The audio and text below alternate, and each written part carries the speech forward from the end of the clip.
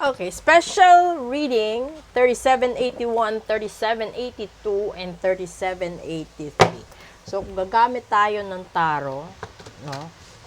Kuha tayo dito ulit ng tatlo para alam natin kung ano yung tinutukoy dito ng mga characteristics at mga attitudes. So, kuha tayo dito. Tatlo. Una. Eight of Cups. Pangalawa.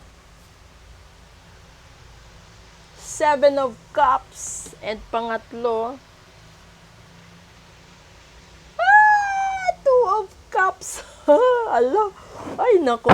Delikado. Ngayon, sinasabi, tinutumbok na ng taro natin, ha? O ngayon, wala na tayong magagawa dito, eh. Ang tinutumbok niyang mamamatay, 80%, no, sa makakapanood nito, ang mamamatay is relasyon or mahal mo sa buhay. Ibig sabihin, malapit lang sa'yo. Napakalapit sa'yo.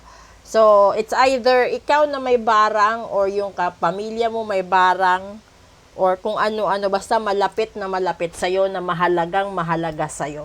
So, it's either family members, karelasyon mo, or siblings mo, or anak mo. Okay. Aalis, tatalikuran. Eight of Cups. Seven of Cups. So, ibig sabihin, hindi matutuloy yung pangarap niya. Hindi matutuloy ang pangarap ninyo.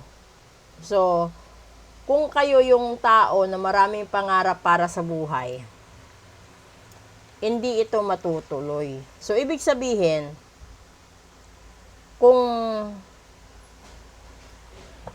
nagbabala kayong magpakasal, hindi ito matutuloy. Kung nagbabala kayong magtayo ng negosyo, hindi rin ito matutuloy. Sa relasyon, maghihiwalay. Sinabi ko na kanina yan. Tapos, sa mga pangarap, hindi matutupad, mabibigo ka. Kasi nauna yung abandonment card eh. So, ibig sabihin, hindi pa panahon.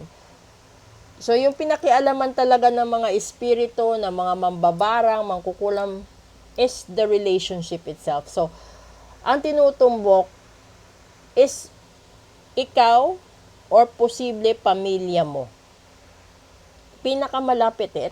Ito kasi yung the cups is all about mga taong pumupuno sa buhay mo, nagpapasaya sa'yo, mga taong nagpapangiti sa'yo. At ito yung mga taong gusto mong makasama sa lahat ng pangarap mo. So, ngayon, kung isa kayo sa mga taong pinagsabihan ko nito nung nakaraang buwan, hanggang sa talagang nakaraang buwan kasi naging busy ako this month. Ito na 'yon. 'Di ba? Ito yung lumalabas na sistema. Kung nauna kasi ito eh. Kaya hindi natin masasabi na positive yung dalawa. Kasi this is negative card. Kapag nauna siya, ibig sabihin, idadamay niya yung mga pangarap mo sa buhay, idadamay niya lahat ng mahal mo sa buhay.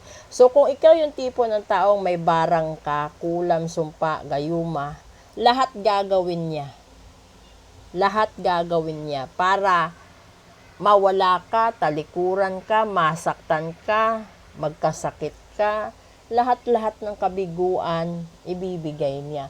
So, kung lahat kayo makakapanood nito, sana, no, umaksyon kayo bago mahuli ang lahat. Kasi yung time range kanina na nakita natin is from today down to 13.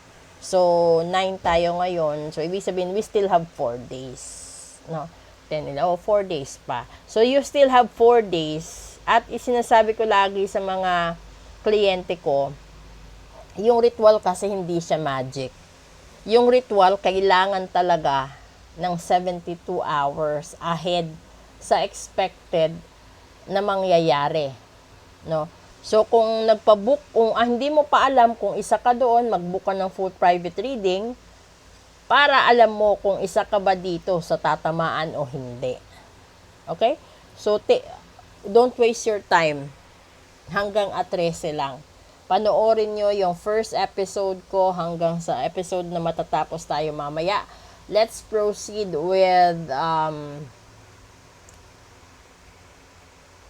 male and female vibration, and then the dark and light, and the regal talk later on. Thank you and good afternoon po.